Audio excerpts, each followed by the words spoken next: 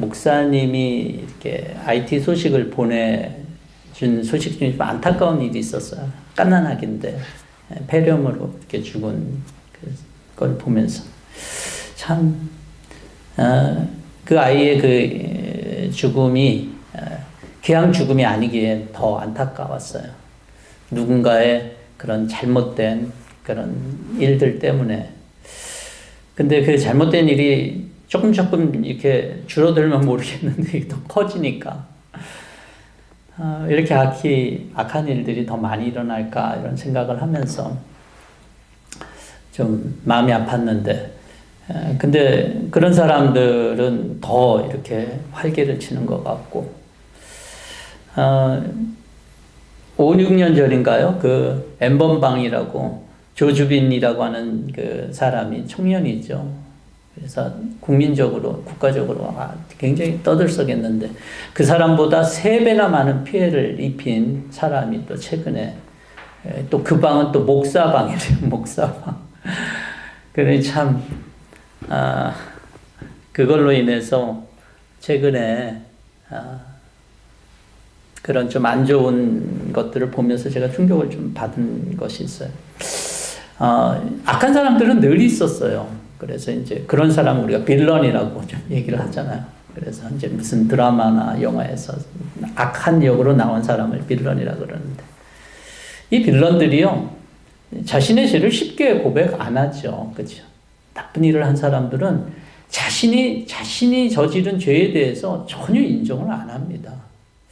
증거를 갖다 내밀을 때 어쩔 수 없이 내가 잘못했다라고 고백을 하고 그럴 수는 있지만, 심지어는 요즘에 증거를 갖다 대도 그거 내가 한 일 아니다라고 딱 잡아떼는 사람들도 많다는 거. 그런데 이렇게 보이는 죄도 인간은요, 사실은 그런 나쁜 사람들 말고 우리가 갖고 있는, 우리가 죄를 갖다가 누군가에 이렇게 딱 드러내야 된다라면 우리가 저지른 일이에요. 그런데 그거 쉽게 말할 수 없습니다. 예. 죄를 고백한다라고 하는 것, 보이는 죄, 또 내가 실제로 저지른 죄임에도 불구하고 죄를 고백한다는 건 쉬운 일이 아니에요. 근데 성경은요, 죄를 고백하는데 보이지 않는 죄를 고백하래요. 또 나하고 전혀 상관이 없었던 것 같은 아담의 죄부터 얘기를 하니까 사람들이 이 영적인 죄에 대해서 사실은 고백하는 게 쉬운 게 아니에요. 심지어 죄는요, 어떤 것까지 범위를 잡고 있냐면 하나님을 안 믿는 것까지도 죄의 범위를 넣어요. 그러니 이건 내가 잡히는 것도 아니고 보이는 것도 아니니까 이 죄를 고백한다라고 하는 것, 이것은 굉장히 인간에게 어려운 일이다라고 하는 거예요.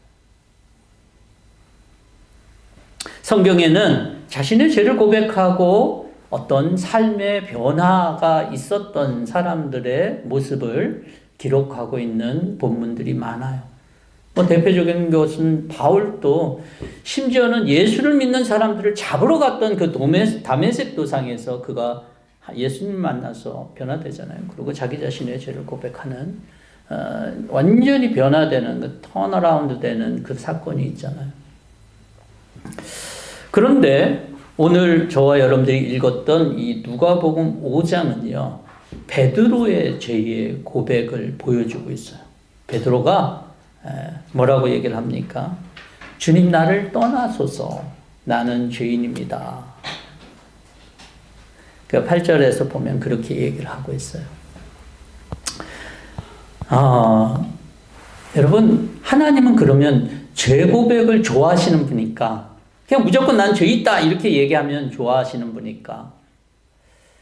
제가 예전에요, 저는 뭐 군대를 안 갔다 왔기 때문에 이런 말 할 자격이 있는지 모르겠지만 들리는 얘기들은 많이 듣잖아요. 그 얘기는 뭐냐면 군대 가서요, 세례받는 얘기, 진중세례라고 그러는데 사단 단위로, 연대 단위로 100명씩, 1000명씩 세례를 받는 경우가 있어요. 근데 가서 세례를 받으려면 당신이 죄인을 믿습니까? 목사님 물을 거 아니에요. 그러면 다 같이 우렁찬 목소리로 예! 그런단 말이에요. 예. 그러고 나서 그 수천 명 되는 사람, 수백 명 되는 사람이 한꺼번에 세례를 받아요. 예.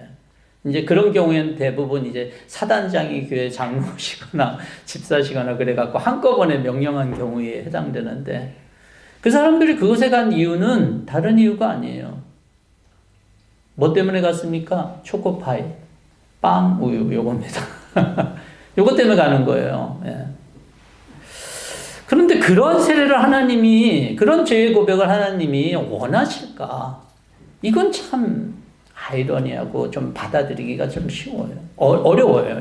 이런 분이 하나님이라는 건. 그러면 이 죄의 고백은 어떤 결과를 가져오나?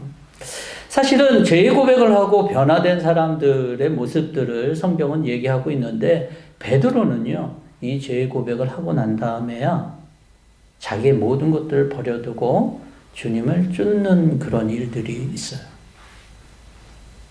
그럼 죄를 고백하면 모두가 주님을 이렇게 쫓아야 되는 건가? 이런 생각도 들지만 그런 건 아닙니다. 베드로의 경우가 그렇다는 거예요. 여러분, 죄의 고백을 위해서는요, 그래서 하나님이 원하시는 죄의 고백, 또는 하나님이 바라시는 그런 죄의 고백, 그게 필요합니다. 왜냐하면 죄를 고백하고 하나님은 새로운 변화된 삶을 주시기를 원하시는 거거든요. 그냥 죄의 고백 자체가 중요한 게 아니라 하나님은 그 다음이 중요하신 분이에요. 그렇지만 그 순간을 하나님은 꼭 필요로 하십니다. 주님 앞에서 내가 죄인이라고 하는 이 죄의 고백이 있는 자들에게 향해서 주님은 새 생명도 주시고 새 사명도 주시는 거거든요. 저는 이 베드로의 이 고백을 보면서, 오늘 본문 저와 여러분 읽었던 부분을 보면서, 그런 진정한 죄의 고백을 위해서는 어떤 것들이 필요한가, 이런 걸 중심으로 같이 한번 나누려고 그래요. 오늘 본문은 게네사렛 호숫가에서 시작됩니다. 이 게네사렛은 갈릴리 호수예요. 여러분들이 많이 들었던. 그래서 이 호수의 이름이 뭐 틀려서 다른 호수가 아니라 같은 호수예요. 그런데 그 갈릴리 호수에서 예수님이 먼저 계셨어요. 이 베드로보다. 무슨 일을 하고 계셨냐면 말씀을 무리들에게 전하고 계셨어요. 예.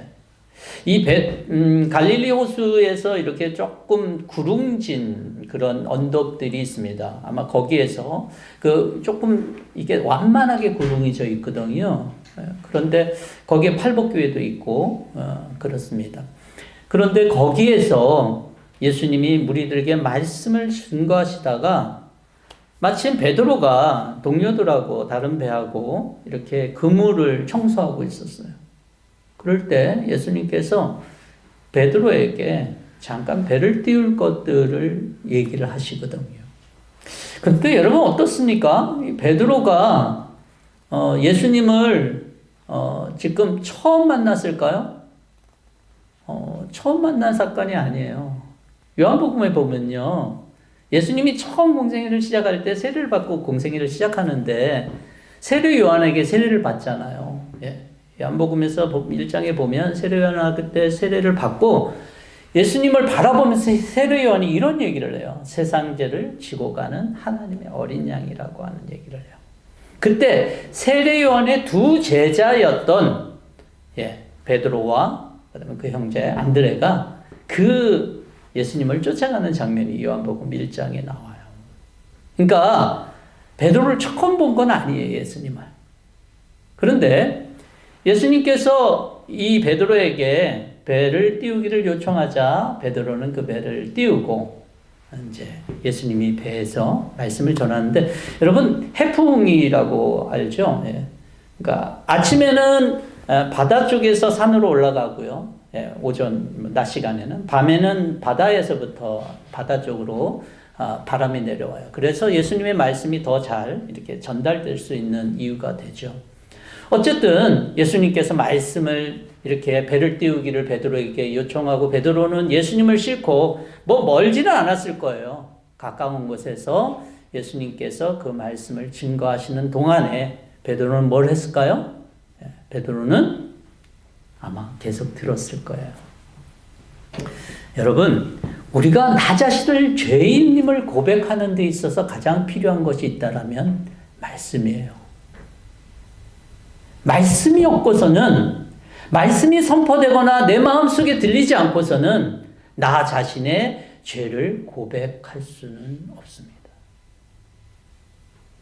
아마 그 이전에는 세례요한, 자신의 선생이었던 세례요한이 세상 죄를 지고 가는 하나님의 어린 양이라 그러니까 호기심으로 쫓아갔는지는 모르겠어요. 그렇지만 그때는 돌아왔어요. 그죠? 그런데 베드로가 이렇게 고백하고 난 다음에는 돌아온 게 아니라 이제 예수님을 쫓아가는 그런 모습으로 나타나요. 그렇다면 이런 진실한 제2의 고백은 그냥 고백이 아니라 뭐가 있어야 되냐면, 예수님의 말씀이 진짜 그러한지를 마음속에 변화가 있어야지만 진정한 죄의 고백이 있다는 거예요. 그리고 그런 죄의 고백이 있는 사람들에게 변화의 삶이 있다는 것을 얘기해줘요.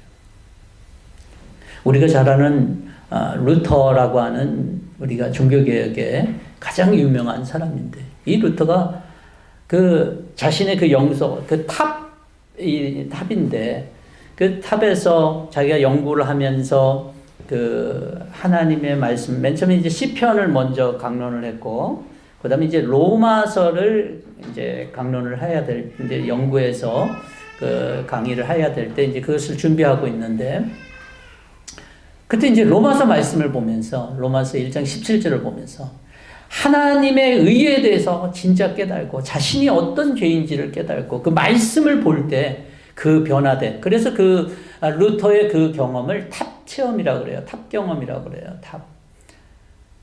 그의 연구실이 탑에 있었기 때문에. 그럴 때 그는 무릎 꿇고 자신의 죄를 진정으로 고백하고 하나님의 의로 우리가 의롭게 된다라고 하는 이 사실을 깨달을 모습을 그의 기록 속에서 보게 됩니다. 여러분, 우리가 죄를, 하나님께서 우리가 죄인임을 갖다가 이렇게 깨닫는 거는요, 이게 그냥 되는 것이 아니에요. 하나님의 말씀이 계속적으로 충분히 나에게 있어야지만 되는 사건이에요. 베드로가 계속적으로 증거하시는 예수님의 말씀을 들으면서 그에게 쌓였던 그 무엇이 있었다는 거예요. 깨달아졌던 그 무엇이 있었다는 거예요. 그럴 때 그는 그 결과적으로 자신이 죄인인 것을 고백할 수 있었다는 것입니다. 그 다음에 베드로가 그 예수님의 말씀을 듣고 나서 가만히 있었던 것이 아니라 그 다음에 사건이 굉장히 유명한 사건이죠. 뭡니까? 예수님께서 갑자기 배 깊은 데 가서 그물을 내리라는 거예요. 예수님은 직업이 뭐였습니까? 목수였어요. 그 베드로는 어부로서 이 갈릴리 바다를 누구보다 잘 알잖아요. 그랬던 사람이 어떻게 했어요? 밤새도록 배를 이렇게 그물을 내렸지만 안 됐던 거예요. 그렇죠? 그런데 예수님이 갑자기 그 깊은 데 가서 그물을 내리라 그러면 그 얘기가 듣기 쉬운 얘기겠습니까? 절대로 쉬운 얘기가 아니에요. 그런데 시몬 베드로가 어떻게 했냐면 이렇게 말해요. 5절에서 보면, 선생님, 우리가 밤새도록 애를 썼으나 아무것도 잡지 못했습니다. 그러나 선생님의 말씀을 따라 그물을 내리겠습니다. 어떤 일이 생기죠? 엄청나게 많이 잡아서 다른 배를 데리고 이 초청해서 이렇게 오라고 할 정도의 그러한 일들이 벌어졌어요.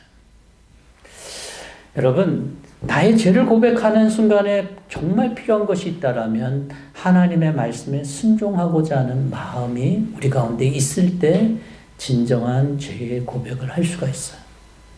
그 순종의 순간이 있어야 돼요. 여러분, 이 일이 베드로에게 얼마나 어려운 거냐면 밤새도록 고기를 잡았잖아요. 근데 없잖아요. 그리고 지금 그물을 다 정리했단 말이에요. 예.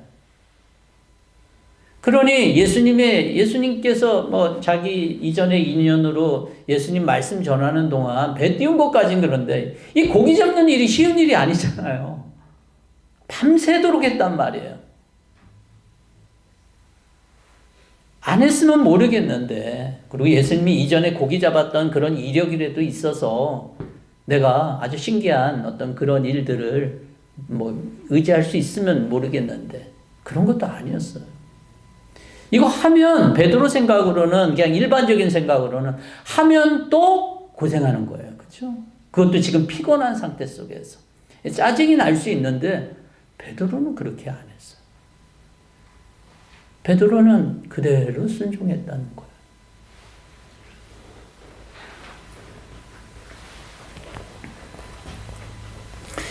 여러분, 우리가 죄를 고백할 수, 진정한 우리 영혼의 죄를 고백하는, 보이는 죄 말고 진짜 이 죄의 고백이라고 하는 것은 내가 죄를 졌기 때문에 그것이 생각나서 하는 그런 죄의 고백이 아니에요. 하나님, 그런 절대적인 하나님 앞에서 내가 어떤 존재인지 알고 깨닫는 그런 죄의 고백이잖아요.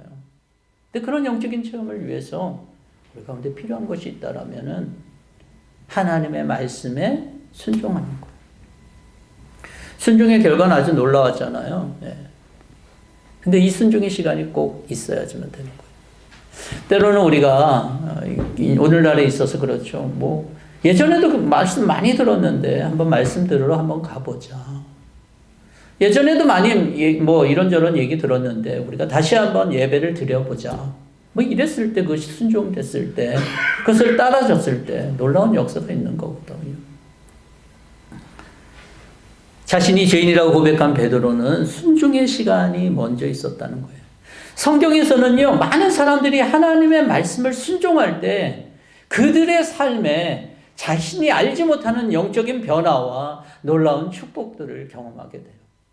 오늘 베드로의 이 나는 죄인이라고 하는 고백은요, 그의 삶에 있어서 완전한 변화의 순간이거든요. 그리고 축복의 시간이었어요. 근데 그 축복의 시간, 변화의 시간이 죄의 고백이라고 하는 것으로 나타나서 그렇지, 그것은 참으로 그의 삶의 가장 놀라운 순간이었으면 분명해요. 근데 그것을 위해서는 하나님의 말씀을 순종했다라고 하는 거예요. 예수님의 말씀을 순종할 수 없는 상태 속에서 순종했었어요. 그럴 때 놀라운 결과가 있었어요. 말씀에 순종해서 말씀을 의지해서 그물을 내리는 베드로의 모습이 있다라면, 그와 같은 모습이 있다라면 저와 여러분들의 삶 속에서도 진짜 하나님 앞에서 죄를 고백할 수 있는, 나는 죄인입니다라고 하는 베드로의 고백이 아마 저와 여러분들에게도 허락될 거다라고 하는 것입니다. 이 고기가 엄청나게 잡히는 사건은 베드로에게 아마 굉장히 큰 경험이었던 것 같아요. 예수님이 단순히 말씀 잘 전하는 분이라고 하는 것이 아니라 자신의 경험을 완전히 뛰어넘는, 내 생각과 내 의지와 내 생각을 완전히 뛰어넘는 분이다라고 하는 것을 경험하게 된 그러한 사건이기 때문에 그래요. 왜냐하면 그가 갖고 있는 모든 경험은 그 당시 어느 누구보다도 더 많은 경험이었잖아요. 고기 잡는 데 있어서. 어부였으니까. 그런데 그것을 뛰어넘는 분이에요. 자, 이렇게 했을 때 베드로가 취할 수 있는 것들이, 우리 같으면은 예수님이 이렇게 놀라운 그런 노하우가 있으니까 우리 예수님이랑 같이 손잡고 한번 비즈니스적으로 한번 접근해 보면 어떻게 될까요?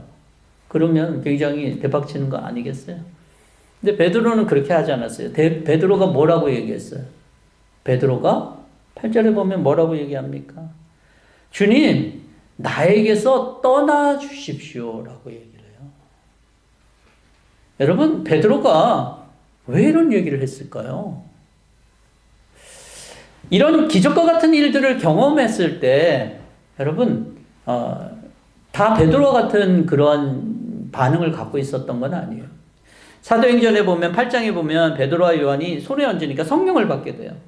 그럴 때 시몬이라고 하는 이런 예전에 전직 마술사였던 사람이 신기하거든요. 그러니까 그가 가졌던 생각이 뭐냐면 요거 좀 돈벌이가 되겠다라고 생각을 했어요. 그래서 은을 주면서 베드로에게 내가 손을 얹는 사람에게 나도 성령을 받게 하는 이 스킬 좀 알려달라고 얘기를 해요. 그럴 때 베드로와 요한이 뭐라고 얘기합니까? 네가 이 은으로 함께 망할지어다 그렇게 얘기를 하잖아요. 굉장히 어떻게 보면 그게 인간적인 리스판스고 비슷한 것 같아요. 근데 베드로의 이 반응은 왜 이랬을까?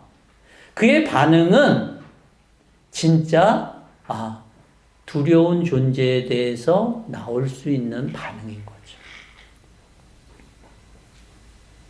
예수님이 좋은 비즈니스의 모델이 아니라 예수님이 진짜 내 경험과 내 지식과 내 의지를 뛰어넘는 그런 놀라운 능력을 뛰어넘는 그런 놀라운 분이라고 하는 것을 알게 됐기 때문에 그는 이렇게 얘기할 수밖에 없었던 거죠.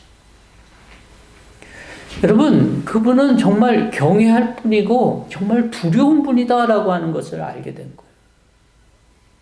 그럴 때 그는 뭐라고 고백합니까? 주님 나를 떠나소서 나는 죄인입니다 라고 하는 고백을 할 수밖에 없었던 거죠. 하나님을 두려워하는 마음이 그에게 생겼던 거예요. 하나님을 두려워하는 마음이 생기면 감히 그분 앞에 가려고 하지 않을 거예요.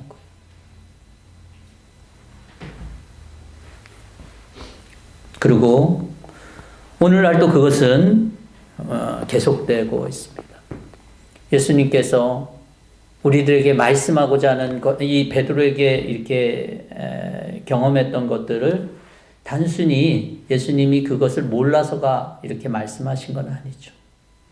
예수님은 정말 죄를 고백한 후에 전혀 다른 삶을 살게 해주시려고 하는 그런 놀라운 그런 계획을 갖고 계셨던 거예요. 여러분, 우리가 세상을 살아갑니다. 그런데 우리는 세상 속에서 정말 다른, 세상과는 전혀 다른 삶의 가치와 삶의 능력과 삶의 모습을 가지고 살아가나요? 아마 그렇지 못한 이유는 이 베드로와 같은 자신이 죄인이다라고 하는 그러한 결정적인 그런 내 삶의 경험이 없을 때는 주님을 따라가는 데 있어서 사실은 부족해요. 주님을 따를 사람으로 부르지 않을 것 같아요. 왜냐하면 요한복음 아까도 말씀드렸다시피 요한에게 베드로와 안드레가 예수님을 따랐잖아요. 진정으로 죄가 무엇인지 알고 그랬을 때 사람들은요, 겉에 보면 이렇게 겉으로 왜 우리는 죄인도 아닌데 죄라고 고백하라 그래? 그랬을 때 요한복음 6장에서 심지어 이 오병이어를 경험했던 수없이 많은 사람들이 다 예수님을 떠난 것 아세요? 제자들한테도 얘기를 했어요. 너희들도 떠나느냐? 그랬지만 제자들 베드로가 그렇게 얘기해요. 영생의 말씀이 얘 있으면 내가 어디로 가냐고 얘기를 하죠. 여러분, 주님께서 우리 가운데 허락하시는 생명은요, 삶은요, 또 우리를 따라오라고 하는 삶은 전혀 세상과는 다른 거예요. 어떤 이 땅의 즐거움과 이 땅의 좋은 것들을 위해서 따라오라고 그러는 것이 아니에요. 그것은 영적인 것으로서 이 죄의 고백이 반드시 있는 사람들을 하나님께서 부르신다는 거. 죄의 고백이라고 하는 것은 잠시 아까 말씀드렸다시피 나쁜 것이 아니에요. 정말로 좋고 정말 축복인 거예요. 그래서 그 고백을 했던 모든 이 땅의 그리스도인들이 변화된 삶으로 하나님 안에서 그 믿음의 여정을 갔다는 거죠. 여러분, 오늘날 우리는 죄의 고백을 다 하나님께서 요구하십니다. 죄의 고백을 하는 자들은 하나님께서 허락하신 이 사제의 축복과 이 땅에서 앞으로 예수 그리스도를 쫓아가는 그런 놀라운 축복의 삶을 살 수 있다라고 하는 것입니다. 저와 여러분들은 오늘 우리에게 허락하시고 계시는 예수님을 어떻게 믿습니까? 좋은 쪽만 가지고 취합니까? 좀 이렇게 하나님 앞에서 진짜 내 죄가 무엇인지, 이 죄 문제를 해결하고 죄 사함에 대해서 깊이 우리가 경험하고 주님 앞에서 살아갈 때 주님께서 기뻐하시는 주님의 제자로 백성으로 하나님의 사람들로 오늘도 살아가게 될 줄로 믿습니다. 여러분, 이 죄의 문제가 여러분들에게 해결되고 또 죄의 문제를 또 하나님께서 허락하시는 것들을 위해서 하나님의 말씀에 집중하고 하나님의 말씀에 순종하고 하나님을 두려워할 줄 아는 그런 주님의 백성들이 될 수 있기를 주의 이름으로 축원합니다. 같이 함께 기도하겠습니다.